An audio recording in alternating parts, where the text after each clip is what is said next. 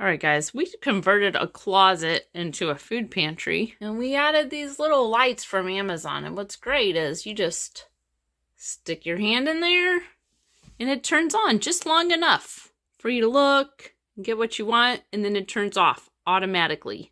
You don't have to worry about a light switch.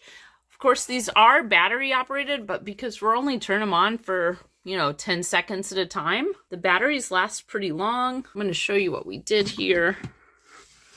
So there's a magnet on them, and then you get these little metal stickers that comes with it. We just stuck the sticker up here, and then stick it on. That is easy, no wiring installation, perfect for a pantry or somewhere you're getting into that's kind of dark that you want motion to turn on. Super, super good buy, super valuable. Yeah, kind of dark.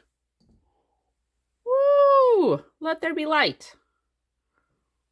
Love these. Love these little lights. Highly recommend. Easy to take off. Change the battery, put back on. Batteries last a long time. Awesome. If you would like to purchase it, there's a link in the description. We get a small commission and it would really help us out.